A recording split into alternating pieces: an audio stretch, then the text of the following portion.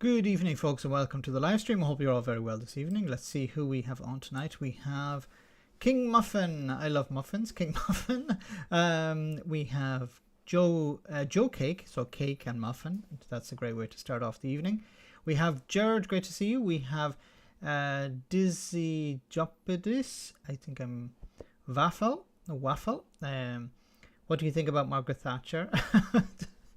Let's hope she does not come back. Let's put it that way. Everyone seems to be coming back. Even Liz Truss is coming back. Trying to anyway. We have Colin. Great to see you. We have Enzo the God is here. Great to see you. We have also Stu. Great to have you on, Stu. Von Nackenizer. Great to see you. Norflinger. Great to have you on. Hope you're well. We have Chatty Rat. Raven 1983 Witch. Ava. Great to see you. John O'Sullivan is here. We also have Random Scottish History. Check out Random Scottish History's YouTube channel. Great to see you. Hope you're well, Jenny. We have also Nico. Great to have you on, Nico. FSM is the dog. Great to see you. The Freckled Pony. Great to have you on. Lenan. Great to see you. David McGuinness from Indie Truck Davy. Check out Indie Truck Davy's channel as well. Great info up there in Scotland. We have Young Ralph. Great to see you. Alistair, thanks for coming on. I hope you're well. We also have Conservator. Great to see you. Freddie B is here. Great to see you too. Who else have we got? The Highlander. Great to have you on. Other names that I haven't read out before. Oraman is here. Great to see you, Oraman. Ardibus, great to see you.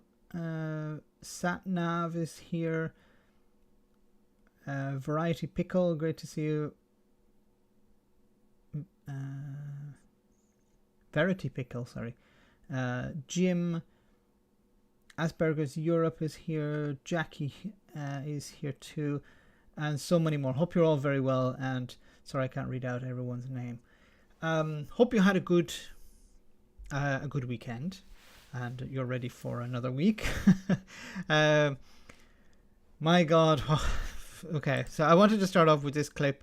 It says here from Joe, Liz Truss, I agreed with everything that Kwasi Kwarteng did. Why did you report him? Why did you sack him? This is what she said. You didn't disagree in anything, did you? As far as I can work out. No. Yet he still had to go.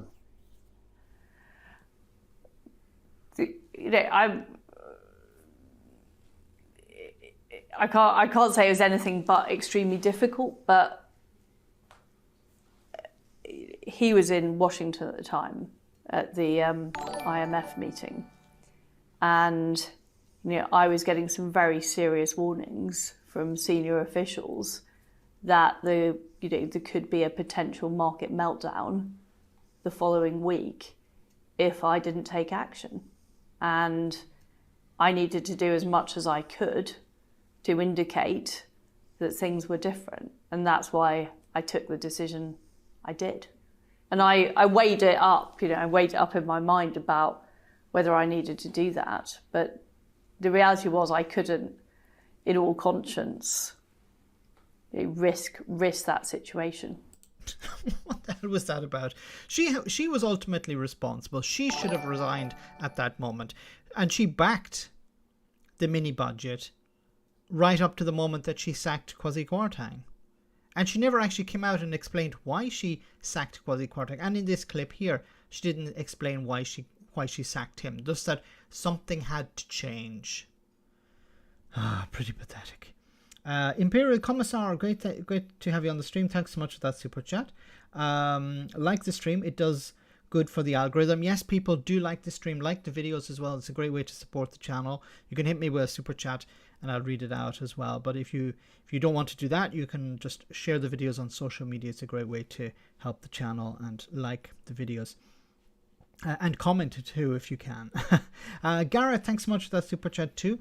The left-wing economic establishment has my card. But remember, it was the anti-growth coalition. Yes, first it was the anti-growth coalition, then it became the left-wing economic establishment, and now, well, what would it be next? God only knows. So we thought things couldn't get any worse than that. Well, things actually got a lot worse. Well, actually, I want to show you this. So Lee Anderson is now deputy chairman of the Conservative Party. And Garrett, once again, thanks so much for that super chat. She blinked and missed Kamikaze Kwarteng. Yeah, she didn't know what the hell she was doing. So Liz Truss didn't know what she was doing when she became prime minister. And let's try and push through a mini budget that's uncosted. Surely everyone will be happy with that. And of course,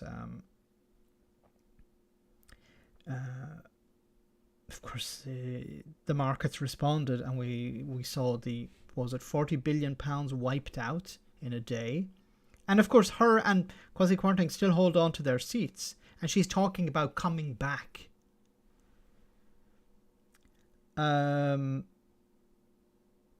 Alistair, thank you so much for that gift. Yay, thank you so much for that support. Very kind of you. Thanks, Gareth. Thanks, Alistair. Tofu eating wokists, wokeratory, was that it as well? So as I said, you went from Liz Truss to Lee Anderson, 30p lead. So I want to show you this clip. Maybe some people didn't see it. It's from a few years ago when Lee Anderson was campaigning. I think it was 2019 when he was campaigning to be Conservative MP. And well, let me show you the clip and it will explain itself. Oh, yeah. I'm Lee Anderson, your parliamentary candidate for the Conservative Party. How you doing? I recognise you. It's Steve, isn't it? Yeah, I recognise you. How you doing, mate? All right. Yes, I'm just doing a bit of last-minute campaigning. Are you going to be voting on December the 12th? And do you mind me asking which way you're going to go this time? Well, I'm going me up. There's no way Labour are ever going to get my vote again. And he liked Mr. Anderson's very personal policy initiative this week. I watched that video. Yeah. What do you mean, putting antisocial people in tents? Yeah, I think you were a bit soft. That now. I think you're a bit soft on it. A bit soft? Yeah. What would you do then? I'd get cat and nine tails for. Cat and nine tails? Make them wear a pink tutu. That'd stop them going round bullying anybody. What about that? I can't support this. Can we just cut there for one moment, please? You can't support the cat and nine tails? No, I can't support that. I can't support that. They obviously got very strong opinions, but very strong. That's wrong. But I can't support that. Well, thank you very much indeed. But I mean, is this? It's almost like it's been set up for us. Set up? Well, more than I'd realised. For it was only after Lee Anderson had left us that my cameraman producer had the chance to tell me that because Anderson was wearing one of our radio microphones, we'd managed to record him setting up the apparently spontaneous doorstep encounter beforehand. Watch and listen. You can just see Anderson on the phone behind me. Don't just make out you don't make out you know who I am. You know I'm the candidate, but not a friend. All right. I'm at staff car park. Have a quick look. Yeah. All right, I'll see you in a minute. See you, mate. At the time, Anderson said the call was merely about campaign material. Right, I better turn this off. Some leaflets have just come for me, so. In all my years filming elections, I've long suspected that certain candidates have set up friendly voters to make them look that much more popular. But this is the first time we've caught some candidate blatantly in the act. A lesson to us, journalists and viewers, that in this world of fake news, we should be a little bit more sceptical about what we see on screen. And there you go. And then Lee Anderson went on to win the seat. And now he's been made deputy chair of the Conservative Party. It's about keeping the lunatics happy within the Conservative Party, it seems. Magic, thanks so much for that super chat. Hi, random person I've never met. Oh my goodness. So Joe has also put together some of Lee Anderson's best bits. Have a look at this. And I'll get to the other super chat in just a moment. I invite you personally to come to Ashfield, look at our food bank, how it works, and I think you'll see firsthand that there's not this massive use for food banks in this country. We've got generation after generation who cannot cook properly, they can't cook a meal from scratch, they cannot budget. The challenge is there. Working class labour. So the reason people are relying on food banks, according to Lee Anderson, is because they can't cook well.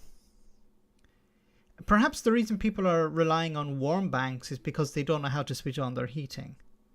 From scratch, they cannot budget. The challenge is there. Working class Labour voters will take a look at Eddie Izzard and think, well, you know, really, is that what's coming to Parliament? I think it just opens a whole new debate, mate. And I'm going to be honest now, controversial as always. If he does get elected and I'm still here, I shan't be following him into the toilets. Jesus Christ.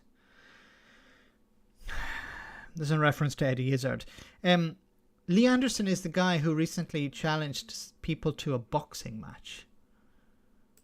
Elected and I'm still here, I shan't be following him into the toilets. And getting extra hotel spaces for illegal immigrants, it leaves a bitter taste in my throat. Now, I'll tell you what, I've got 5,000 people in Ashfield want to secure council housing and they cannot get one, and yet we're debating this nonsense once again. When are we going to stop blaming the Friends, the ECHR, the lefty lawyers? The blame lies in this place right now. When are we going to grow a backbone and do the right thing and send them straight back the same day?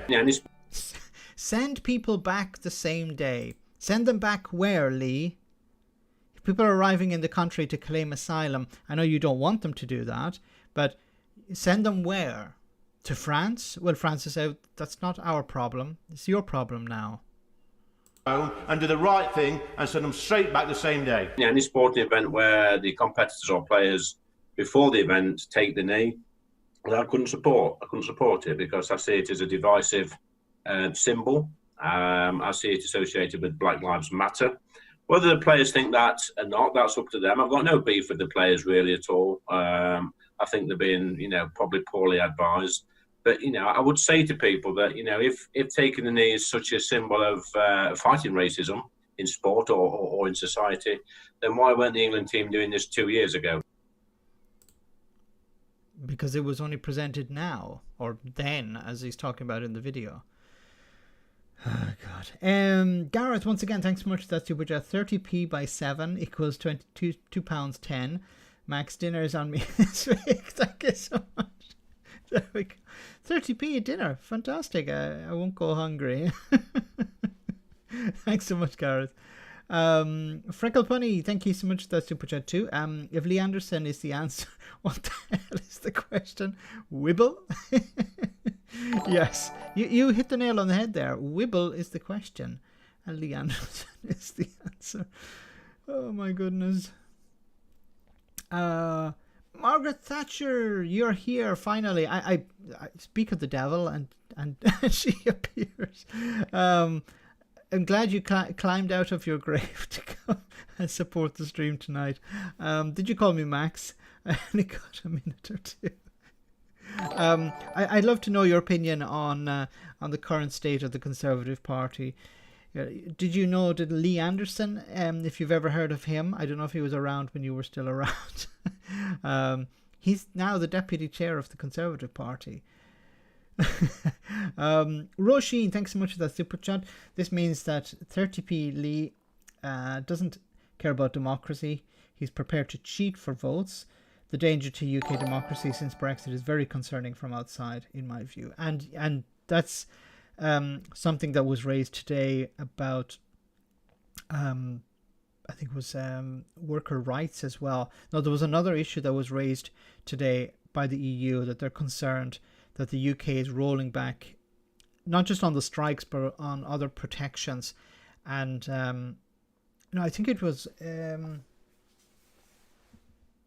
don't remember, some sort of regulations the UK were rolling back. The EU said, we're very concerned about this and we'll have to act in some way. And it is concerning, yes. If Lee Anderson is put in a position of power, the bottom of the barrel is completely gone. There's nothing left to scrape. Alistair, thanks so much for that super chat. Ding ding, round 1, 11, 2, 3, and he's out. Lee Anderson there, of course, a reference to Lee Anderson challenging, maybe it was Steve Bray, friend of the show, Steve Bray, or somebody else, to a boxing match. Really? How far the Conservatives have fallen, or was it always that bad? Thanks for that.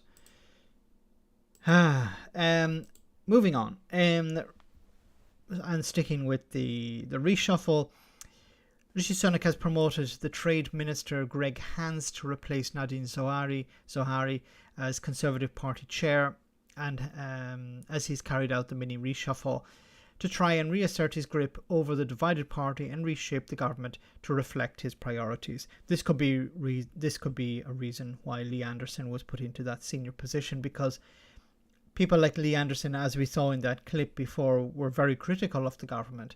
So it's better to keep these people on, keep them close.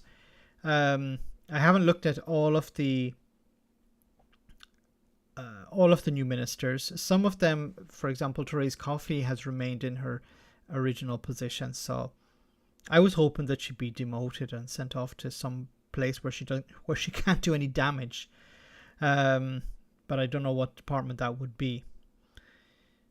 The Lord Chief Justice, Lord Burnett, revealed at a briefing that Rishi Sunak told him at a recent meeting that he regarded respect for the rule of law as absolutely non-negotiable. This came as Sunak appointed Lee Anderson as Conservative Party Deputy Chair. Anderson recently suggested to Tory MPs in a WhatsApp exchange that officials opposing the government Rwanda deportation policy on human rights grounds might be guilty of treason. So we must respect the rule of law, but what I'll do is I'll put Lee Anderson in a position of power. Okay. Actions speak louder than words, don't they? Richard Sharp, the BBC chair, has revealed he personally informed Boris Johnson and Rishi Sunak that he wanted the job before he applied. as he underwent a sometimes brutal interrogation from MPs over alleged conflicts of interest. So this is how it works.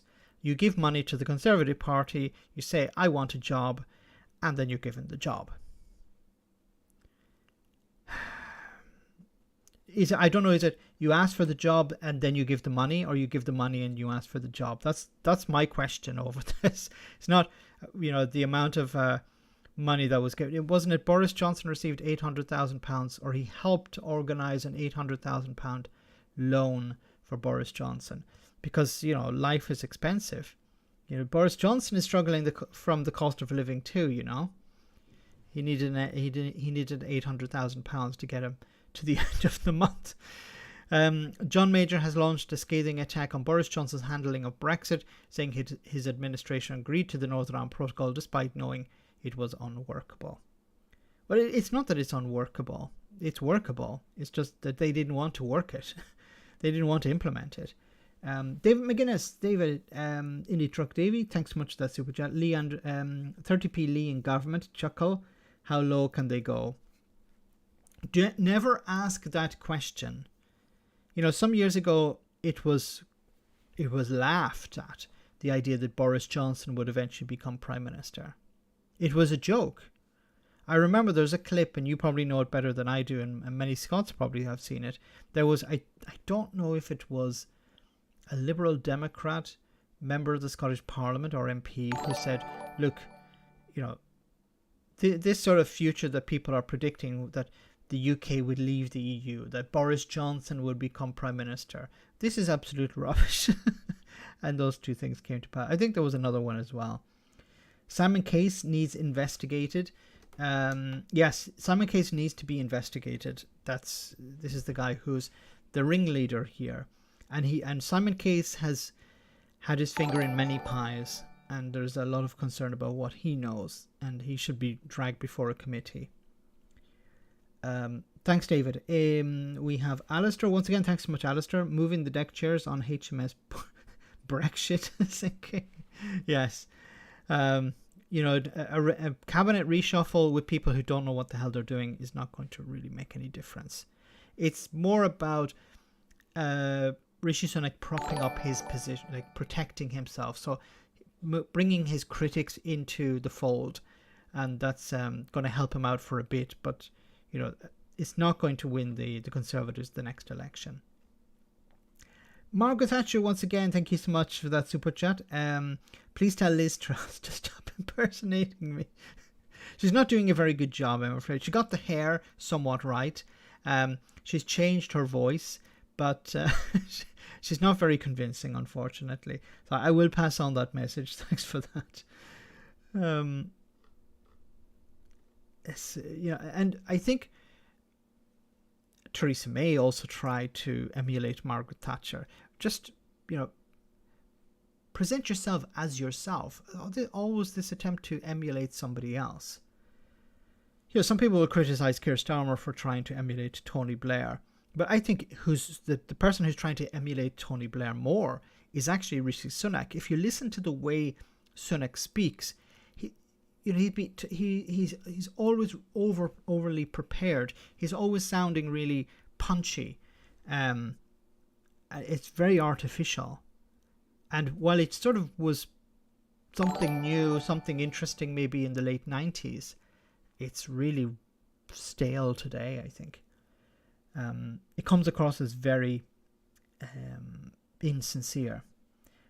Gareth, once again, thanks so much, Gareth. This is the same Lee Anderson who thinks that the Care for Calais NGO founded to assist refugees currently camped in France is complicit in and are directly responsible for the English Channel crossings. Yes, what's really interesting, there's a clip, it's actually the thumbnail for the video today, the live stream today. He went to Calais, he met with them, but there was no recording of any interviews. He claimed that he met with them.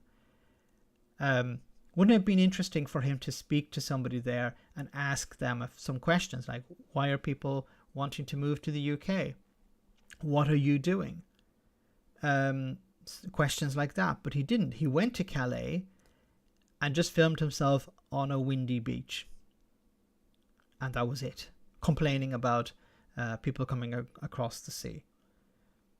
Something very, honestly, not an honest actor here. Thanks so much, Gareth. But you're right, yes. This is an organization that is helping out people who are camped, who want to get to the UK. They provide them food, they provide them material to protect themselves against the elements. These are people who don't want to claim asylum in France because they want to get to the United Kingdom. They have friends, family there, they speak the language. There's no requirement, there's no legal requirement for them to claim asylum in France, even though people will say, oh, you have to claim asylum there. But there's no requirement for them to. Thanks for that super chat. So just a little bit more on the reshuffle. Jane, a lot going on here in Downing Street this morning. Now, what's happening is a reshuffle triggered by the sacking 8 days ago of Nadhim Zahawi. He was the Tory party chair. But after thinking about it for the last few days, the Prime Minister, Rishi Sunak, has decided to do quite a lot more under the bonnet, tinkering with the way that his government works, which means actually there's quite a medium-sized reshuffle underway here in Downing Street, barely just over 100 days into his time in Downing Street. Here's what we know this morning. What he's going to do is he's basically going to split up quite a lot of the economic business departments and move some of the key elements around. So he's first of all going to create a new energy security department. Now, we believe that Grant Shapps, currently the business secretary, is in line to be the Secretary of State in that department, and that's So Michael Green will be the new Green Minister, although Michael Green has voted against measures to deal with climate change. What's the sense there? So you put Michael Green in charge of a department that when he was in a regular MP, he voted against measures to deal with climate change. partly a response to the enormous challenges that we're seeing with energy bills, energy prices, security of energy supply. Rishi Sunak, of course, making big promises in his leadership contest about making sure energy supply is independent within a matter of decades. So that's the first big change, creating an energy security department. The next thing is he's going to roll the Department for International Trade, of course, well known as a birthplace for figures like Liz Truss. Now that's actually going to be wrapped into the remains of the business department. Now we think that Kemi Badenoch, currently the Trade Secretary, was meant to be on a mission out of the country today. We think that she is going to become the new Secretary of State for Business and Trade. And then the third... So they had a business secretary and they had a trade secretary, and they're going to merge the two. But business and trade are two different things. Because the trade is international trade, but not every business in the UK is involved in international trade. What is Rishi Sunak playing at here?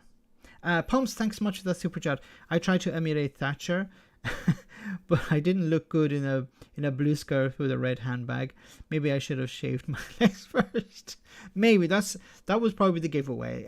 I think you probably were able to do everything else perfectly fine, but next time shave the legs. Thanks for that. It's there are a lot of Margaret Thatcher cosplayers about. Change that Rishi Sunak is going to make to the way that Whitehall works is to then bring together quite a lot of the science, innovation and technology departments. That's going to be probably sitting under the Secretary of State, Michelle Donnellan. She is in line for that job, and we wait to hear who is going to be in charge of the remains of the Culture Department. Going back to the way that it existed about 5 years ago, that will just become the Department of Culture, Media and Sport, once again having lost all of the digital briefs. And as for the job vacated by Nadhim Zahawi, well, we expect that to go potentially to Greg Hands, veteran London-based Conservative, always a frequently wheeled out media performer. So we have the... Raab is out. Raab is toast. That's good to hear. So I think Dominic Raab was becoming a bit of a problem for Rishi Sunak because of the bullying allegations. So, as you guys say in the chat, the news must have just come in that Dominic Raab is out. So he's not. So this is a very easy way for the Prime Minister to sack people without saying he's sacking people. Just reshuffle and don't include them in the reshuffle. So it would have been embarrassing for Rishi Sunak to sack Dominic Raab because he's so senior. He was the Deputy Prime Minister. So instead of sacking him or asking him to resign, just reshuffle and just don't include him in it. It's a very sort of sneaky move. Uncle Social says tomorrow at PMQ, Starmer will push the point again about Sunak being weak. Even in a reshuffle, he can't get rid of Raab. I can't wait until the independent report into his bullying comes out.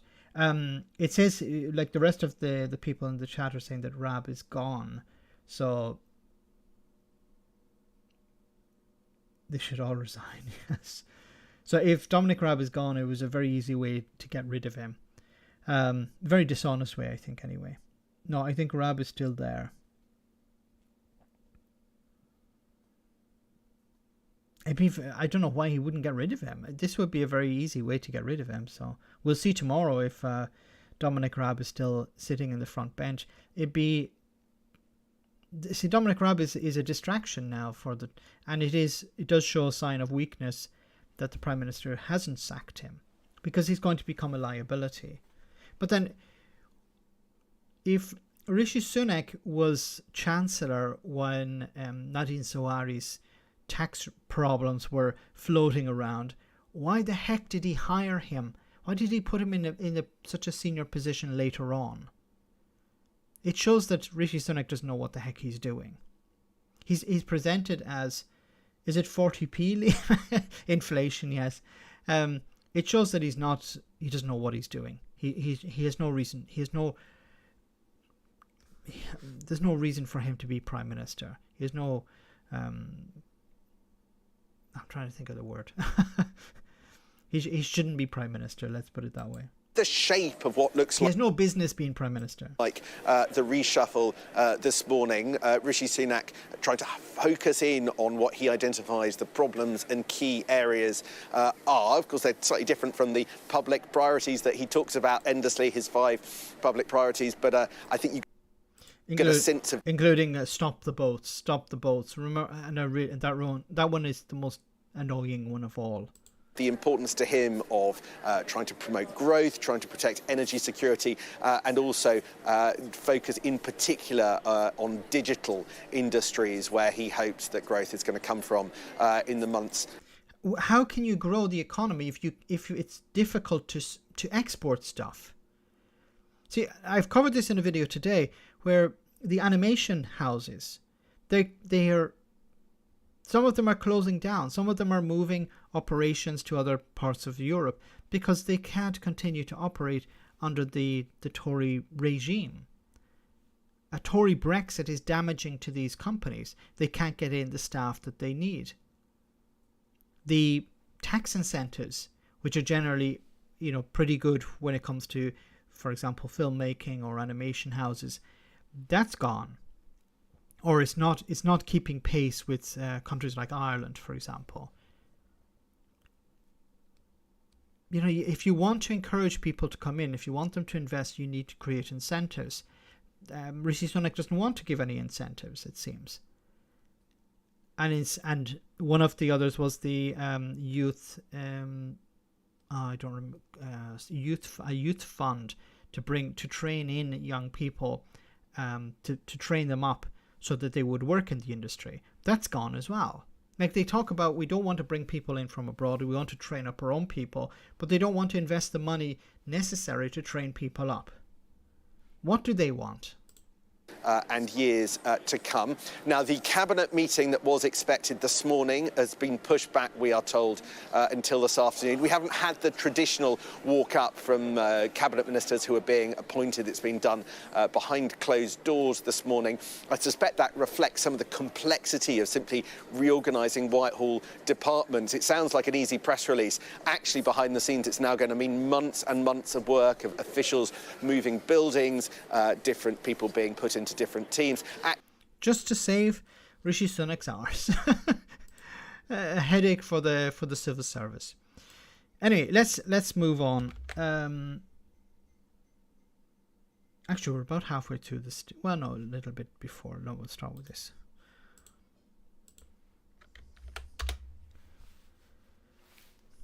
Miliband says thousands of people. Let me just check that you can see it. Yeah, Miliband says thousands of people victims of government negligence on prepaid meters. So remember the whole problem with the prepaid meters, where the energy companies were going to the magistrate courts, getting the magistrates to sign off on hundreds of these replacement meters, where people would have their homes broken into to have meters changed from a standard meter to a prepaid meter, which is much more expensive to use, and allows the companies, in a sense, it gives them the loophole where they can, well, if you're not topping up, then you're going to lose your electricity, so you can get cut off in a sense, because if you have a regular meter, the law doesn't allow you to be cut off. But if you have a prepaid meter, then when the credit finishes, then you're cut off. Turning back to prepaid meters, Ed Miliband, the Shadow Secretary for Climate Change and Net Zero, told MPs during his urgent question that thousands of customers have been forced onto prepaid meters because the government refused to ban the practice, he said. You see this, we've seen this before, for example, with P&O ferries. MPs will stand up in the House of Commons and they'll say how this is terrible. Ministers will go on TV and say, oh, the energy companies are doing a terrible thing. We completely disagree with this. But they won't actually move forward and ban it because they don't care. They'll play the political game of the rhetorical game, but they won't actually, when it comes to implementing what's necessary, they won't do that. We've seen it with P&O ferries. Remember when P&O laid off a lot of staff and brought in agency workers, MPs, including Grant Shapps, were going on TV, chastising P&O ferries. But at the end of the day, nothing changed and nothing happened. The story of this scandal is of government sitting on its hand and being too slow to act. Ofgem did reviews in September and November and highlighted the problem. Where was the government? In September and November, well, the Tories were having a bit of a shindig. They were having a bit of a decision over who would replace Boris Johnson, and Boris Johnson was like, I'm not going to do anything. I'm on my way out. Why should I bother, lifting a finger? Graham Stewart, the Energy Minister, came to the House and refused an outright ban, and now we know the result of his inaction. 30,000 people have had warrants issued for the forced installation of prepaid meters in the last month alone. 6,000 people just in the last week alone, since he said no to the ban. That is thousands of people who are the victim of government negligence.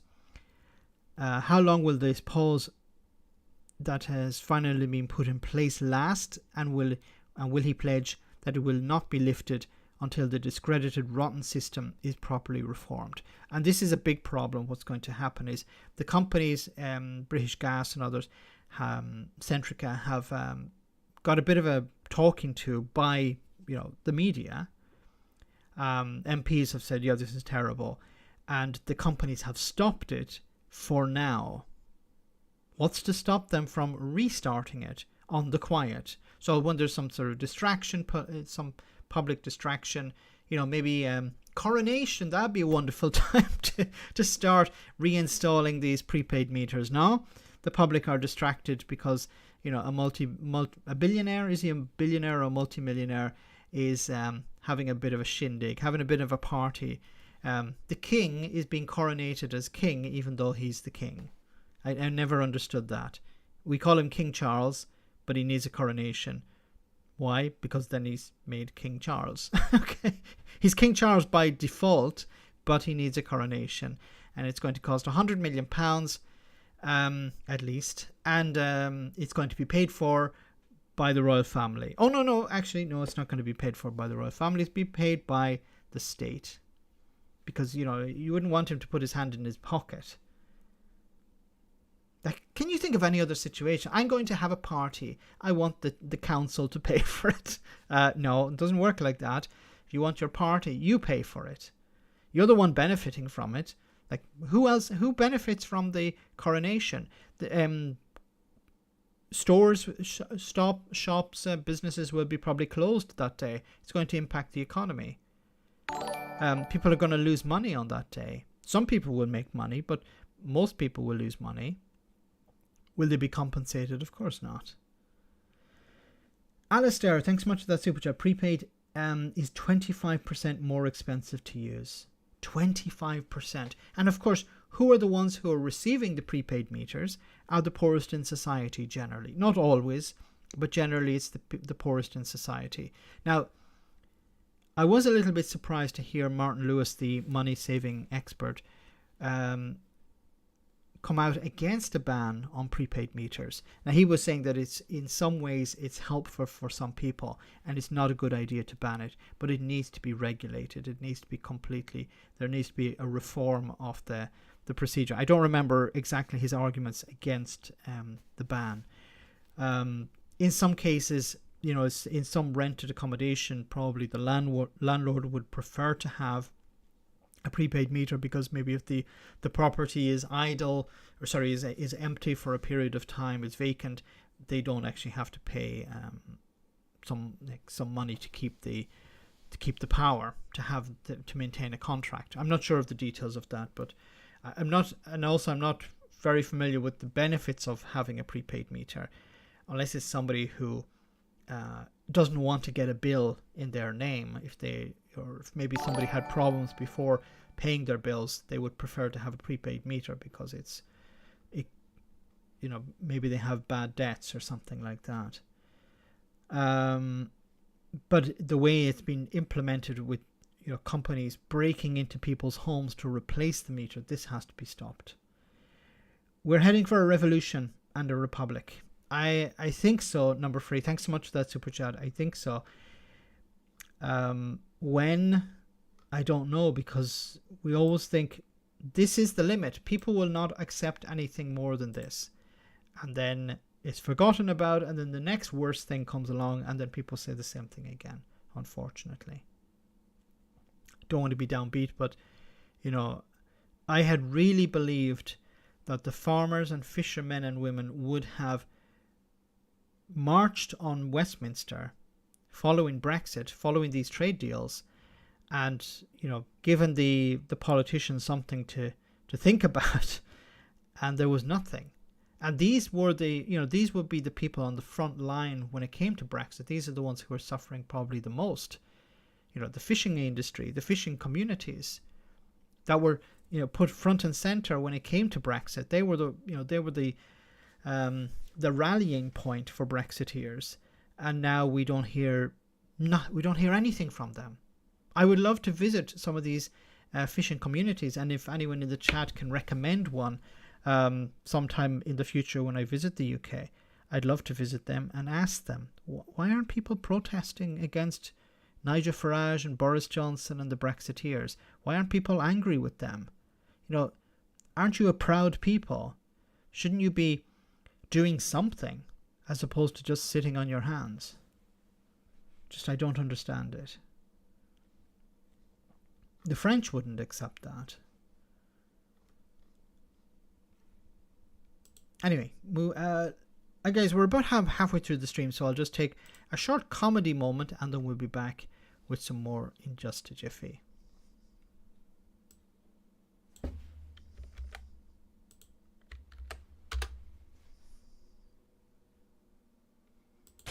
I mean, it's all right for a film star. Okay, and clapperboard, please. Scene 4, take 1. The Conservative and National Liberal parties set in the forefront of their policy.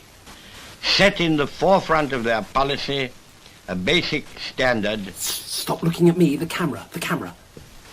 On this broad foundation of a free and active society.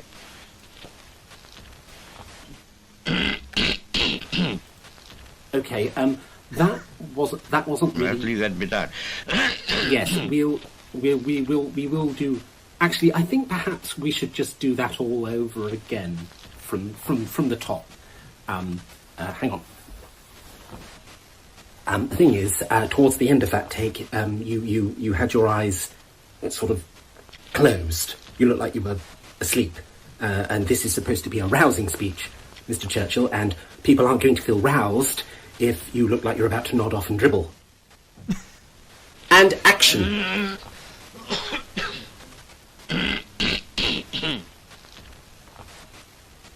And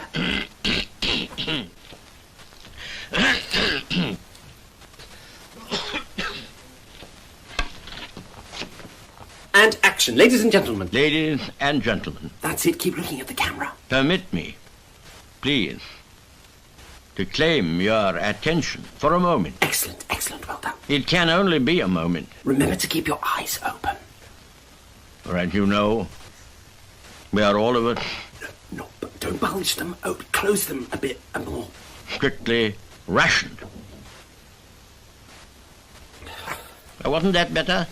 Well, Mr. Churchill, I think I imagine it was probably just as difficult. Okay, moving on. Hunt and Reeves clash over Labour's BP £23 billion profits show needs for more extensive windfall tax. Shows the need for a more extensive windfall tax. Jeremy Hunt, the Chancellor, and Rachel Reeves, the Labour shadow Chancellor, clashed at the Treasury questions over the announcement today that from BP that his annual profits more than doubled to $28 billion and £23 billion in 2022. Reeves said that this showed why the scope of a windfall tax should be extended. She said, last week Shell announced profits of £32 billion, the highest in their 115-year history. Today BP announced profits of £23 billion, the highest in their history. Meanwhile, in April, energy bills for households are going up by £500. Cost of living crisis is far from over. So will the government follow our lead and have a proper windfall tax to help to keep people's energy bills down? In response, Hunt said the government's current windfall tax was raising more money than what Labour was proposing in the autumn. But it's not raising money because there's a loophole, and they're taking advantage of that loophole. The loophole being you don't actually have to pay anything if you invest the money in new energy production. And they're like, well, we're going to invest the money in, we're already investing in energy production. Okay, good. We'll give you a windfall. You can avoid the windfall tax by doing that. Okay, thanks so much.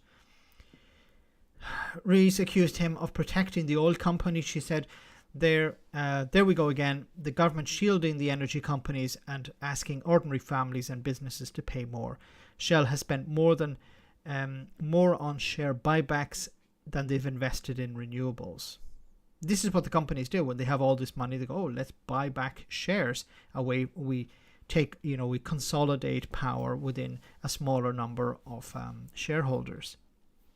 Last year, BP's dividend and share buybacks were 14 times higher than the investment in low carbon energy. So the government are allowing energy companies to make profits that are the windfalls of war, whilst ordinary families and businesses pay the price. Isn't that the case that the Tories can't solve the cost of living crisis because they are the cost of living crisis? Hunt replied, no, and the total tax take from the sector was 80 billion over 5 years, which is more than the entire cost of funding the police force. Now, can she play politics? Sorry, now she can play politics, but we are reasonable because we want to lower bills, more investment in transition, and more energy and more money for public services like the police. I don't know why he's comparing with the police, but they're not paying the windfall tax because they can avoid it. Now he's saying £80 billion over 5 years. Where is he getting that number from? It's about protecting these companies because these companies, in some cases, people connected to these companies donated to the Conservative Party, and this loophole in the windfall tax was put in place. Like, they wouldn't actually have supported a windfall tax if it wasn't for the Labour Party. The Labour Party put pressure on the Conservatives to come up with a windfall tax. There was no mention of a windfall tax until the Labour Party introduced it. Oh, God. And energy bills are going to rise. And the support people get is not going to change, or it's actually going to go down. What? The police force, that they cut 20,000 police officers? Yes. They said they were going to hire 20,000 police officers. They didn't actually hire 20. They hired 20. No, it was 21,000 they were supposed to hire. They hired 20, but the 20 that they hired are just replacement for the ones who left. So it's not 20,000, 21,000 new police officers. It's just replacing the old ones. But that's not what's necessary. The population increases. There are bigger requirements on police now. So you need to have more police officers. You can't just keep the same number. It says here on strikes, let's move on to the strikes. Steve Barclay says pay with the union, focus on next year's offer, not... Sorry, Steve Barclay says pay talks with the union should focus on next year's offer, not current deal. Ah, okay, isn't that convenient? Because inflation is going to be lower this year. So he's saying the nurses who are focusing on last year and this year, they should focus on this year and next year. Because inflation will be lower, so we'll be able to say, oh, we'll actually give you less. Yay, see, we're going to give you, we can get away with giving you less money, even though you're struggling at the moment and many people are relying on food banks because inflation at the moment is too high. At the Downing Street lobbying briefing, the Prime Minister's spokesperson said the government wanted pay talks with the health unions to focus on next year's pay offer, not the 2022-23 pay offer, which the current dispute is about. Steve Barclay, the health secretary, said the same thing to journalists while on a visit to Kingston Hospital in southwest London. What the hell is he going to the hospital for? Is it like to rub the nurses' noses in it? Hey, look at me. I'm here to not talk about the dire situation you guys are in. I'm here for the cameras. See? Look at them taking a picture of me looking concerned. Looking as if I'm listening to what your concerns are. We've been discussing this coming year from April, pay with the unions. You know, Scotland and Wales are already negotiating. The governments there are negotiating with the unions. Steve Barclay is not negotiating when it comes to pay. And they were talking about efficiencies. Oh, we need to get our increased productivity. We need to increase productivity of nurses. And we're not going to talk about pay. Productivity. When you have nurses who are burnt out. Productivity. They treat the NHS like a business. No wonder they want it privatised. And they use words like productivity. We have this process through the pay review body. That's an independent process. It's not independent. Stop calling it independent. It's appointed by MPs. Its remit is decided by MPs. It's not independent. And we're keen to get the evidence so that reflects the pressure that the NHS has been under and the wider context in terms of inflation, because they are hoping, they know that inflation is going to drop this year. Because last year was so high, the economy is crashing because of a recession. So inflation is going down. People are buying fewer services and fewer products, so the value of those goods and services go down. So inflation drops, but it's not that things are getting cheaper. Things are going up at a slower pace. So things are still going to be more expensive. So the pay rise, if he's going to be honest, then the pay rise should include last year and this year. The inflation for last year, 11%, and this year, 5% or 6%. So a pay rise that would beat that would be somewhere in the range of 20% maybe. Do you think he's going to give that? No way. They say, oh, no, inflation is only 5% this year. We'll give you a pay rise of 5%, if you're lucky. I don't think that that's right to go back to last year, to last April retrospectively. We should be looking forward to the pay review body that is taking evidence now and working constructively with the trade unions. So we refused to give you a pay rise last year because inflation was high. Now inflation is a bit lower. We'll base the pay rise on this year, even though prices have increased 20% over last year. This is the trick they're going to play, and this is what you're going to hear day in, day out once they actually present some sort of deal with the nurses. You're going to hear, so inflation is only 5% this year, so we're going to give you 5%, or maybe we'll give you 6%, but we're not going to. But that's not going to help the nurses because they'll still be worse off. It's important that people understand how inflation works. Ruth, thanks so much for that super chat. My warning heckles are up at the person that took Kathleen identifies as trans. Coincidence or manufactured? I'm not sure I understand the super chat there. My warning heckles are up at the person that took Catherine identifies as trans. I'm sorry, I don't understand if somebody wants to explain in the chat, because it may be something you're talking about in the chat. I wasn't following. Apologies. Thanks for that support. Magic, thanks so much for that. Local constabulary, new officers in 2022 equals 148. Retiring or leaving 147. Total officer increase 1. Yay! I just hope the local population don't increase. I hope crime isn't increased.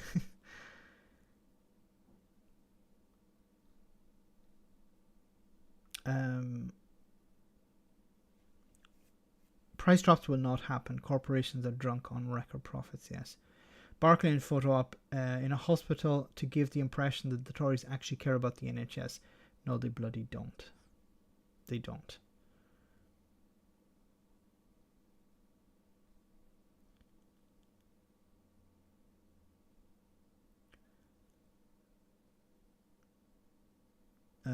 Anyone know how many are dying due to the tardy medical intervention? Unions claim 500 a week. Yeah, something like that.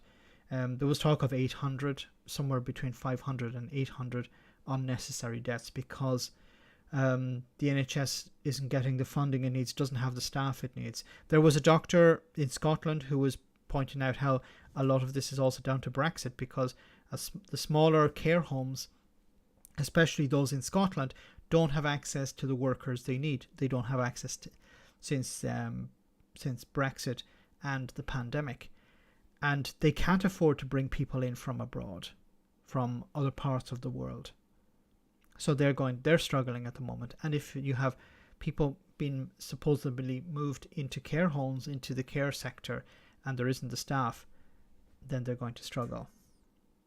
Brits don't do revolution. That's the problem. And the Tories are happy with that.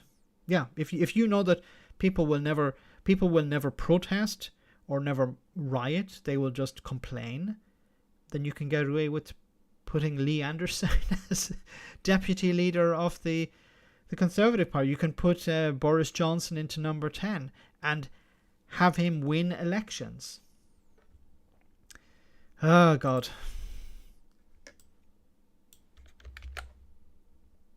Sticking with the strikes.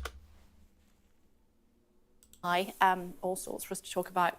Well, let's talk about Turkey. What are we going to do to help? Actually, this is what's her name? Yeah, Maria Caulfield. She's actually a nurse. She's still a nurse, I think, and she's on the side of the government. Increase. They've been offered 1.5% increase and a 1.5% lump sum, which would not be carried over in subsequent years. That has to be put to members yet, so we don't know if the members in Wales will accept that. Can England's nurses expect that? Well, we have been pretty clear that we're not going to look at the current year's pay award. That was agreed in April by the unions and by the government and accepted the pay recommendation in full.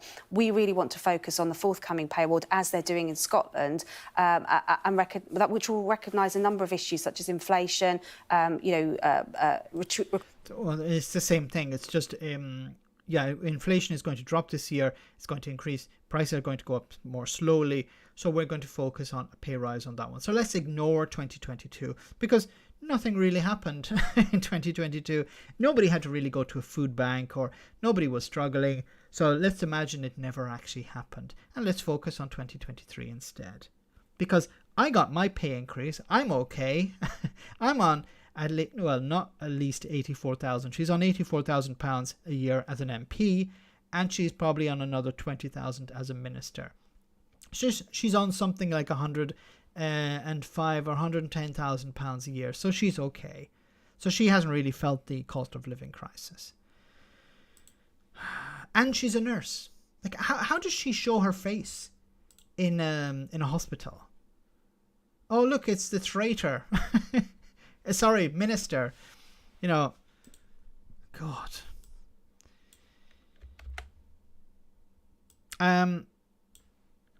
Let me read some of your comments before we go on.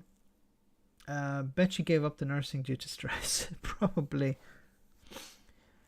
Under the increase in police numbers, Portsmouth went up 0.8% and Gosport went up 1.1%. Gosford is the safest Conservative seat in the UK. There we have it. So, you know, we'll spend money in our constituencies, but we won't spend it where it's needed. MP's pay rise 2,200 increase recommended by the independent pay body, and I bet MPs voted for it. Yes, of course. Gullis will never be welcome back in education either. No. And I think he's gone. He's definitely gone at the next election. Jonathan Gullis, of course, used to be a teacher. I would imagine him as the type of teacher that would, you know, beat children around the face, you know, for getting the grammar wrong or something. You throw, dusters at people. This is the sort of, old school, when you were able to get away with things like that as a teacher. I think that's the type of teacher he probably was.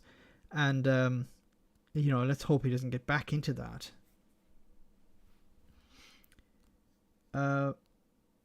Why are you complaining when I'm all right? Yes. Money for nothing. Trace. Yes. The checks for free.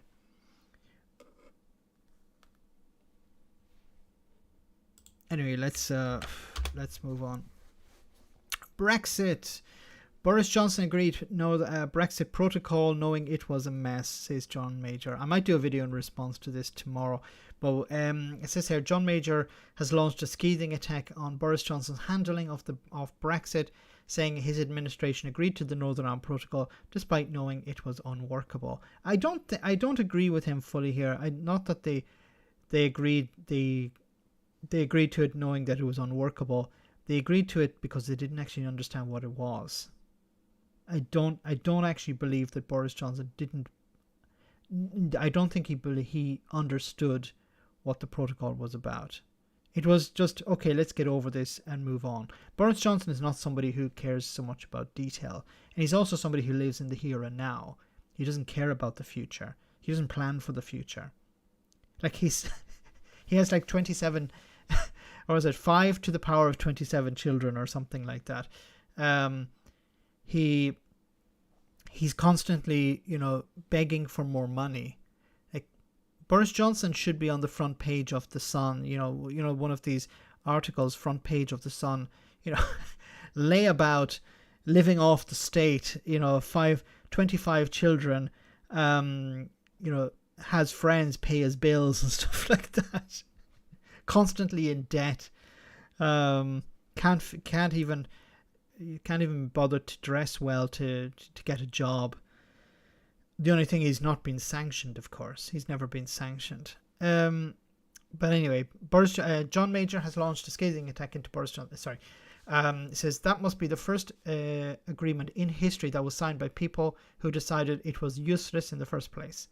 Major told a Westminster committee on Tuesday the former Conservative Prime Minister did not name his successor, but expressed astonishment at the acceptance of the protocol which Johnson used to promote an oven-ready deal with the Brexit deal in the 2019 election. And we must remember, the oven-ready deal is another name for the withdrawal agreement.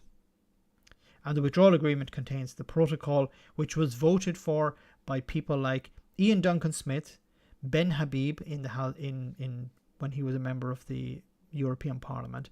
But Ian Duncan Smith pushed it through, brought in a rule in the House of Commons to avoid scrutiny of the oven-ready deal. He said, there's no need to scrutinise it. We've been talking about it for 3 years.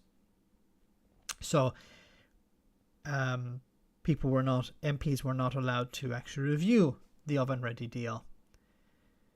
And then after, they were complaining about it. The protocol, of course, not the oven-ready deal. He said Britain's exit from the EU was a colossal mistake that had left the UK outside the world's main 3 power blocks. That is America, that is China, and there is the European Union. We should be in Europe. The blunder was worsened by the agreement to impose checks on goods entering Northern Ireland from Great Britain, he said. The protocol is a mess. It was very poorly negotiated, Major told the Northern Ireland Committee. I think some of the promises made after the protocol that there would be no checks on trade between Britain and Northern Ireland, how these promises came to be made, I cannot imagine, because they were patently wrong. The protocol needs changing. I'm baffled as to how we could have reached a situation where the protocol was accepted. It's not so difficult to understand. Boris Johnson wanted to keep people in Britain happy. He didn't care about Northern Ireland. He still doesn't care about Northern Ireland. And Brexiteers in Britain don't care about Northern Ireland. It's very simple. It's Occam's razor here. The Brexiteers, and we've heard it from Brexiteers themselves. when it came to Northern Ireland had to be sacrificed for Brexit. And once you understand the mentality of Brexiteers in England, mainly in England, Scotland and Wales is pretty. Even if there are Brexiteers in Scotland and Wales, they are irrelevant because they're not in control. But the Brexiteers in England, the Jacob Rees-Moggs, the Boris Johnsons, the others within the Conservative Party, they're the ones that decided, and they're the ones who, who chose a situation where Great Britain would leave the single market. The EU said this is never a requirement. If you want, there was the possibility under Theresa May to remain part of the single market. The entire UK would be part of the single market, the backstop, until something was worked out, and that could have been kicked into the long grass ad infinitum. It could have been, the UK could have remained within the single market and the customs union pretty much forever. But then that would have been a situation where that would have been untenable for Brexiteers in England. And they are the ones who won out in the end. And when it came to, well, we have to put a border somewhere. And of course, Boris Johnson lied to people in Northern Ireland and he lied to people in Britain. But the people in Great Britain didn't really care about these lies. But the Unionists in Northern Ireland, they put their support, they put their trust in Boris Johnson. And I remember, when Boris Johnson was, meeting with the DUP, chatting and joking with them, and you can find the clips online, they're still online. I was like, what is going through these people's minds? You have this compulsive, pathological liar telling you there will not be a border between Great Britain and Northern Ireland. And at the same time, his government were putting in infrastructure. It was temporary infrastructure. It was supposed to be permanent infrastructure, but it was temporary. Anyway, it was infrastructure to carry out checks. And more than that, he was telling people, if anyone asks you to fill out paperwork, you throw it in the bin, or you call me up and I'll tell you that it's absolute rubbish. And people believed that. People believed Boris Johnson, a guy who's lied about pretty much everything. Boris Johnson lies so much, whatever he says, you're probably 99% sure, or you can be confident to a level of 99% that it's the opposite. So if Boris Johnson says today is Tuesday, well, it's probably Wednesday or it's a Monday. Okay, you'd have to check the calendar. And these people were being told a border has to go somewhere. They've been told by Remainers, they were told by the Irish government, they were told by the EU, a border has to go somewhere. And Boris Johnson said it will not be where it eventually was, even though the infrastructure was being built. I'm sorry to keep going on about this, but this is fundamental. And now, people were saying, don't worry about it, it'll sort itself out, because the Brexiteers didn't care about Northern Ireland. It was an afterthought for them. And Northern Ireland is still an afterthought. And it really begs the question, and I want to speak to a unionist in Northern Ireland. At what stage do you realise that the British government don't give a crap about you? That you're an afterthought? And, this may change somewhat when Labour get into power, but at the end of the day, Northern Ireland is an afterthought for most UK governments. The exception, of course, maybe Tony Blair and John Major. But after that, especially since Brexit, Northern Ireland doesn't even register with them. Oh yeah, there's Northern Ireland. Okay, maybe we can use that, from a Brexit point of view. But I think that's going to end pretty soon because support for Brexit is decreasing in Great Britain. In England, of course, in particular, where it matters most. Support for Brexit is decreasing. So whatever leverage the DUP and unions think they have over the British government is going to get weaker and weaker. I don't think they actually have any real leverage anymore. The last time they had some leverage was with Theresa May, but then that, didn't last very long. They got £1 billion out of it. Don't know where it went. Nobody really knows where it went. The DUP got £1 billion from the UK government. How was that spent? Trips abroad maybe, or new offices, or new cars maybe, new homes for some MPs or members of the Northern Ireland Assembly. But once again, the Brexiteers didn't give a crap about Northern Ireland. They didn't give a crap about the Union. They don't care about Scotland. When it comes to this Conservative and Unionist Party, Brexiteers, they'd be happy to see Scotland go. They just don't want Scotland leaving. They would prefer to kick Scotland out. It's like, the reverse of "you don't fire me, I quit." That's what they would prefer. Because they resent Scotland. They don't like the idea that some of them are convinced that they're paying for Scotland, but they don't want Scotland to actually have permission to leave. It's a sort of abused spouse situation. The spouse wants to leave, but you don't want them to leave because you want to maintain control. But at the same time, you don't want the spouse around. You prefer to kick them out than for them to stand up on their own 2 feet and leave. Anyway, I got a bit sidetracked there. Yes, putting Boris Johnson in charge of anything was always going to be a mistake. He said it seemed Rishi Sunak's Downing Street team was making progress in talks with the EU in a tactic rebuke to the DUP, and possibly also as an appeal to Sunak to face down Tory Brexit hardliners, major counselled compromise. Statesmen who do that will succeed. Politicians who keep shouting slogans to the most extreme supporters will not. And he's right. Sunak needs to face down the crazies within the party. And, the fact that Brexit is becoming less and less popular, I think he will give him more lee room. I think he'll be more flexibility. The economy is in tatters, and there's no point picking a fight with the EU. It was never a good idea, but it's becoming worse and worse as an idea. And, support for the EU is increasing.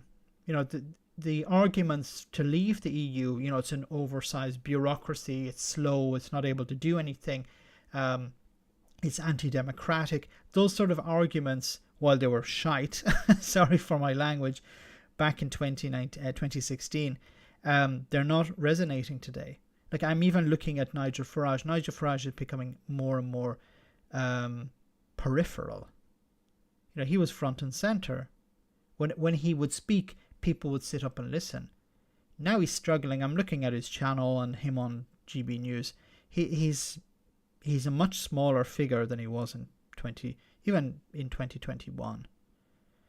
As and 2020 and 2021, when it was the height of Brexit, he's becoming an afterthought as well, like Northern Ireland in a sense. Okay, before we finish, guys, with just one more story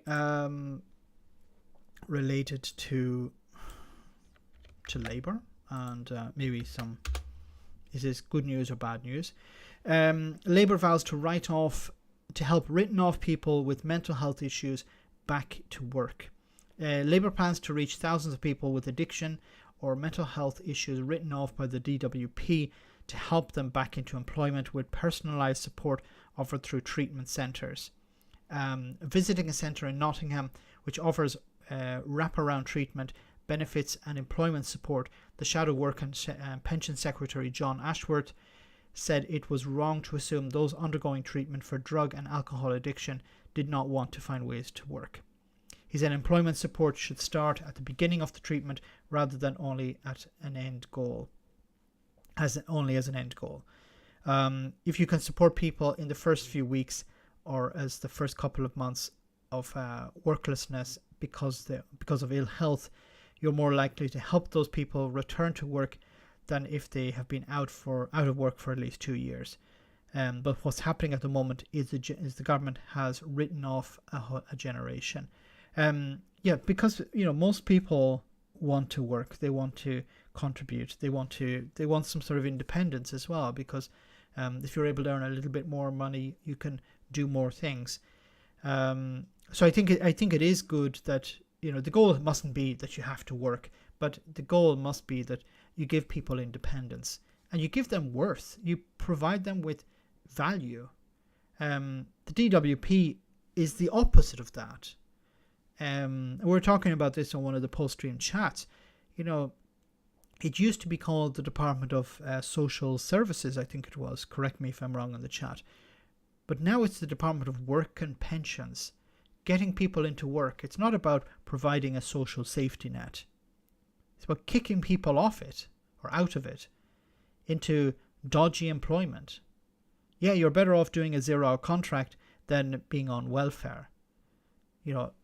That's the goal of the DWP at the moment, and that needs to be completely changed. And I hope that the Labour Party, when they get into power, will change the name at least.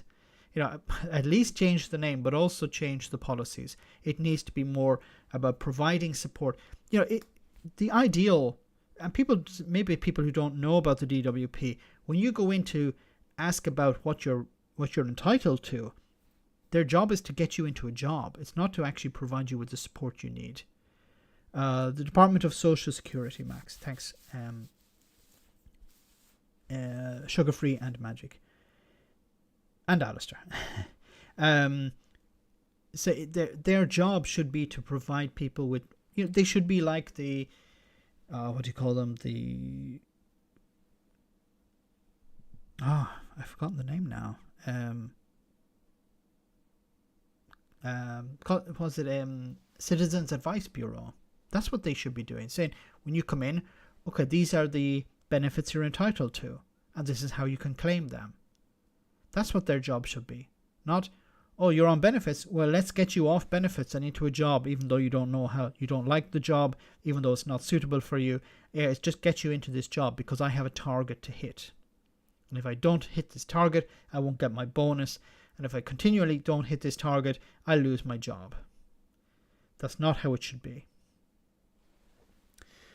So guys, I do hope that this is going to change. This is probably something positive. It'd be great to get some feedback from people who know this in much more detail than I ever could. Is this a good idea? Is it what people actually need? It just gives here a couple of examples. Tom has had experience of addiction since starting from childhood. Said that he had been in care, prison, and mental health unit, but wanted to take steps to find fulfilling work. I don't want to be part of the street life. I want to have a positive role. Daniel, who said that he had once been clean for a number of years, said he wanted to return to work as a forklift driver, but needed support to find a job that would make the right adaptations. This is what people need. It's like, okay, you want to become a forklift driver. It's not just about the certification. It's not just about the training, but it's also about putting somebody in a position where they can feel comfortable doing that, where they feel the support is available. It's not just about numbers. People have to be treated with respect, and I really hope that's what the Labour government will do. Go back to the way things should have been.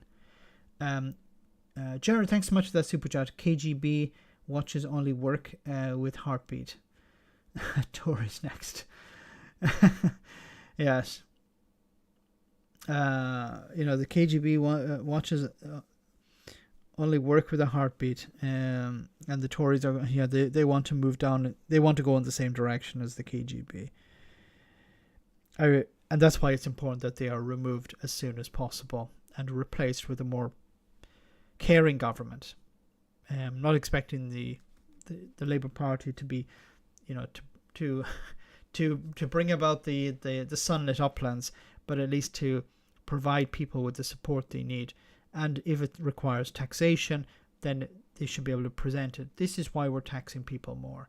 It's to create better public services. So guys, we're almost at the end of the stream. I want to say thank you so much to everyone who came on tonight. Finishing a little bit early tonight, but that's okay. I want to say thank you to everyone who sent a super chat. Greatly appreciated. Thank you so much for that. And thanks to the moderators for doing a wonderful job. Before we finish, we have our one for the road. Matt, once again, I hope you enjoy this. And for those who are on Patreon, or if you're a member, if you become a member of the channel, if you subscribe to the, not subscribe, if you become a member, you have access to Discord, and I'll see you in the post-stream chat after the stream tonight. But before we finish, we have our one for the road. I hope you enjoy this. Hello, I'm the MP for Uxbridge, and as such my responsibilities include supporting my constituents, voting in Parliament, whatever, but most of all, coming to America and talking about foreign affairs. Don't worry, Carrie, it's not that kind of affair, although I have met some very attractive interns. You may remember that I used to be a Prime Minister, and I was so good at it that my party let me have a little break to go and make some money and so forth, but now I'm back and raring to go. My trip here to Washington, D.C. is all about Ukraine, spelt B-O-R-I-S. You know, at Eton, where I went, there used to be a little tradition where the younger boys would warm the toilet seats for the older boys. And can I just say that I think that Rishi is doing an excellent job in number 10. I've been amazed at how many people have been willing to meet me, although, to be honest, I think a lot of them don't really pay attention to what's happening in old Blighty, so they still think that I'm top dog. I mean, Kevin McCarthy called me Prime Minister at least once. We commiserated about having difficult parties to deal with, you know. He moaned about MTG, I bitched about the ERG, you know, we bonded. I'm meeting lawmakers here on both sides of the aisle to reassure them that no matter how crazy politics gets over here, back in the UK we'll definitely try our best to keep up. Now, speaking of crazy, I've been picking fights not just with Vladimir Putin, but also Tucker Carlson, because you have to admit, I'm not as bad as those guys, right? But it hasn't all been work, you know. I like to make things in my spare time, as you may know. You know, I like to make models of buses. I like to make garages for little quad bikes. And most of all, I like to make things up. Putin's invasion of Ukraine is the defining moment for the world of the early 21st century. A bit like Brexit is the defining moment for Britain of the early 21st century. But of course, unlike Brexit, Putin's invasion of Ukraine was a result of nationalistic hubris and doomed to fail from the start. Vaccines! Wonderful, wonderful, Matt. So guys, have a great week. I'll see you on Friday, same bad time, same bad channel. If I don't see you then, I'll see you on the post-stream chat. Have a great week. Take care. Good night.